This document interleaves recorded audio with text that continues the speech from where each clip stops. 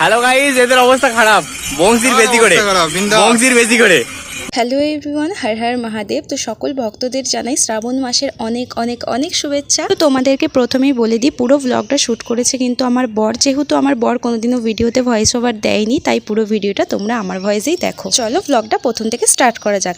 তো ভ্লগটা আমি স্টার্ট করেছি শেওড়াফুলি স্টেশন থেকে। তো আমরা গেছিলাম শ্রাবণ মাসের তৃতীয় সোমবার তারকেশ্বর বাবার মাথায় জল ঢালতে। তো প্রথমেই গেছিলাম আমরা শেওড়াফুলি ঘাটে, আর এখানে তোমরা দেখতেই পাচ্ছ আমাদের ঘাট থেকে জল তোলা কমপ্লিট হয়ে গেছে। আর ঘাটে কিন্তু এখনো দলে দলে ভক্তদের ভিড় বাড়ছে। দেন আমরা ওখানে আর দেরি না করে জল নিয়ে বেরিয়ে পড়লাম সোজা তারকেশ্বরে যাওয়ার উদ্দেশ্যে। আর তোমাদের তো বলাই হয়নি, আমরা গেছিলাম মোট 5 জন মিলে। তো দেন আমরা হাঁটতে হাঁটতে পৌঁছে গিয়েছিলাম বৈদ্যবাটি চৌমাথা। আর চৌমাথা ক্রস করে বেশ কিছুটা আগে এসে ওই যে বাঁদিকের রাস্তাটা দেখতে পাচ্ছ, ওটা হলো ডাকাতকালী মায়ের মন্দিরে যাওয়ার রাস্তা।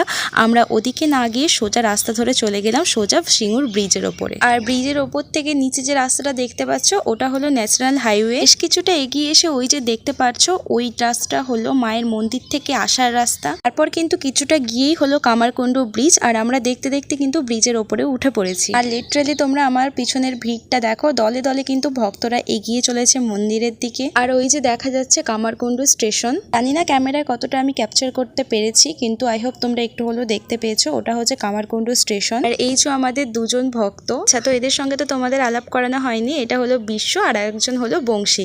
তো কামারকুণ্ডু স্টেশনের পর এটা হলো নতুন ব্রিজ। এটা নিয়ে প্রায় আমি 6 বছর জল ঢালতে আসছি। আর আমরা আগেতে যেতাম নিচে দিয়ে, আর এখন যেহেতু নতুন ব্রিজ হয়ে গেছে তাই জন্য আমরা যাচ্ছি ব্রিজের ওপর দিয়ে। ফাইনালি কিন্তু আমরা ব্রিজের ওপর উঠে পড়েছি। আর এই ব্রিজের ওপরে উঠে কিন্তু আমাদের সব বাইরে এনার্জি ডাউন হয়ে গেছিল।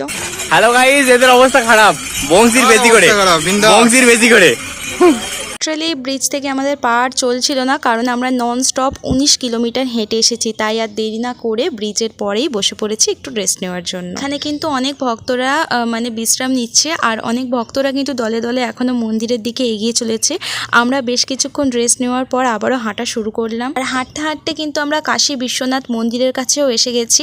আর মন্দিরে প্রচণ্ড পরিমাণে ভিড় হওয়ার কারণে আমরা আর ওখানে দাঁড়াইনি। এরপর কিন্তু আর সেই রকমভাবে ভিডিও অন করা হয়নি। মাঝে মাঝে আরও 2-3 বার আমরা দাঁড়িয়ে রেস্ট নিয়েছি। এরপর কিন্তু অনেকটা কষ্ট করে হাঁটার পর কিন্তু ফাইনালি আমরা ওয়েলকাম টু তারকেশ্বর গেটের কাছে পৌঁছে গেছি। এখানে কিন্তু আবারও আমরা বেশ কিছুটা বসেছিলাম, কারণ আমাদের দলের মধ্যে একজন পিছিয়ে পড়েছিল। আর সে আসতে কিন্তু আবারও আমরা সুন্দর সুন্দর লাইটিং দেখতে দেখতে হাঁটা শুরু করে দিয়েছি। কিছুটা হেঁটে আসার পরেই হচ্ছে লোকনাথ বাবার মন্দির। আর লোকনাথ বাবার মন্দির ক্রস করে আমরা সোজা চলে গেলাম তারকেশ্বর বাবার মন্দিরের দিকে। তোমরা তো দেখতেই পাচ্ছ মন্দিরের বাইরে ভক্তদের ভিড়টা ঠিক কতটা। আর এখানে মন্দিরের লাইনে দাঁড়িয়ে কিন্তু আমার অবস্থা পুরোই খারাপ হয়ে গেছিল। প্রায় 4 থেকে 4.5 ঘন্টা